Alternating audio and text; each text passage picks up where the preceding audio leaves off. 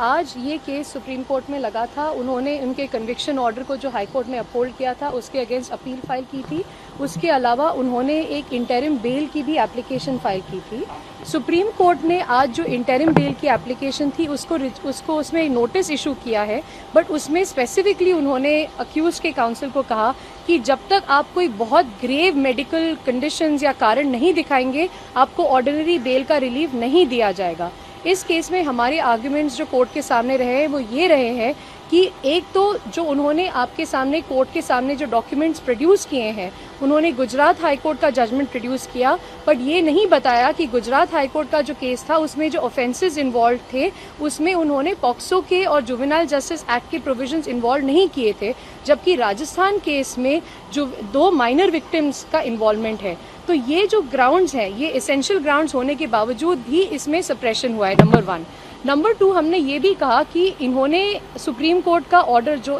Honourable justice Sundaresh जी का judgement order रहा है जिसमें गुजरात एफआईआर में इंटरिम बेल का ऑर्डर पास किया था, उसके बाद जुलाई 2025 में उस ऑर्डर के अगेंस्ट सस्पेंशन ऑफ सेंटेंस का जो उन्होंने एप्लीकेशन फाइल की थी वो सुप्रीम कोर्ट में डिसमिस की थी। ये सारे मैटर्स ये सारे जो फैक्ट्स हैं ये इन्होंने सुप्रीम कोर्ट के सामने प्लेस नहीं किए। तीसरी बात जो हमने कोर्ट के सामने रखी वो ये थी कि इन्होंने जो मेडिकल कंडीशंस के ग्राउंड्स लगाए हैं, क्योंकि सीनियर एडवोकेट जो आर्ग्यू कर रहे थे वो ये कह रहे थे कि ये ऑलमोस्ट 90 साल के हैं और इनकी काफ़ी मेडिकल कंडीशन डिट्यूरेट हो रही है। इसके रिस्पांस में हमने कोर्ट को ये दिखाया कि जो इन्होंने मेडिकल रिपोर्ट के डॉक्यूमेंट्स लगाए भी हैं वो उन डॉक्यूमेंट्स में बल्कि उनकी सेहत में सुधार दिखाई दिया है और ऐसी कोई भी ग्रेव मेडिकल कंडीशन नहीं दिखाई गई है जो इनको मेडिकल रिलीफ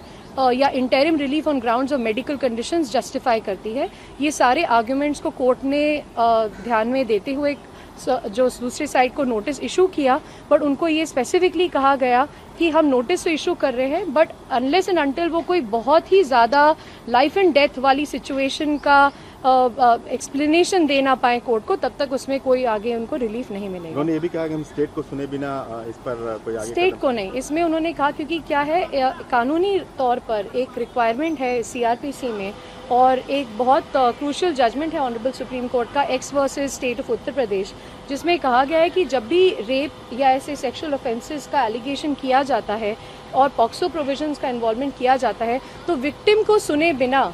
आप उसमें कोई ऑर्डर पास नहीं कर सकते। तो क्योंकि इसमें अक्यूज ने विक्टिम की फैमिली को पार्टी नहीं बनाया था, उन्होंने डायरेक्शन दिया है उन्हें कि उन्हें विक्टिम की फैमिली को भी पार्टी बनाया जाए।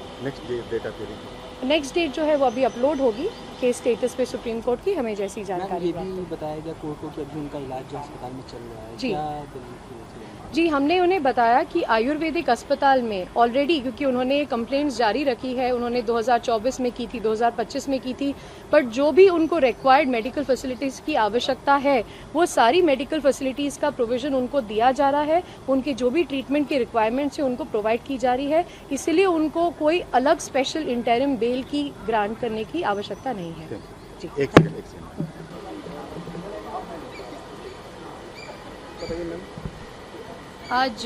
आज एक बहुत इम्पॉर्टेंट केस लगा था सुप्रीम कोर्ट में, जिसमें आसाराम बापू ने अपने कन्विक्शन जो राजस्थान हाई कोर्ट का कन्विक्शन का ऑर्डर था उसको चैलेंज किया था सुप्रीम कोर्ट में। उसके अलावा उन्होंने एक एप्लीकेशन फाइल की थी इंटरिम बेल की ऑन मेडिकल ग्राउंड्स। हमने आज उन दोनों पिटिशन को भी और इंटरिम एप्लीकेशन को भी स्ट्रांगली अपोज किया कोर्ट के सामने, और कोर्ट ने आज बेशक इसमें नोटिस इशू किया है, बट उन्होंने दूसरे अक्यूज को ये स्पेसिफिकली कहा गया है कि अगर अनलेस एंड अनटिल आप कोई बहुत ग्रेव लाइफ एंड डेथ के मैटर की सिचुएशन ना हो या आपका कोई एक्स्ट्रा ऑर्डिनरी मेडिकल सर्कमस्टांसेस ना हो, वो ऑर्डिनरी बेल ग्रांट करने के लिए they are not in the opinion of granting any bail on grounds of medical grounds until and unless an extraordinary circumstances established before the honorable court. So हमने court को बताया कि काफ़ी सारे material documents जो और ऑर्डर्स है वो उन्होंने सप्रेस किए हैं कोर्ट के सामने, और जो सारे ऑर्डर्स जिसमें कोर्ट ने इनफैक्ट इसी पर्टिकुलर एफआईआर में भी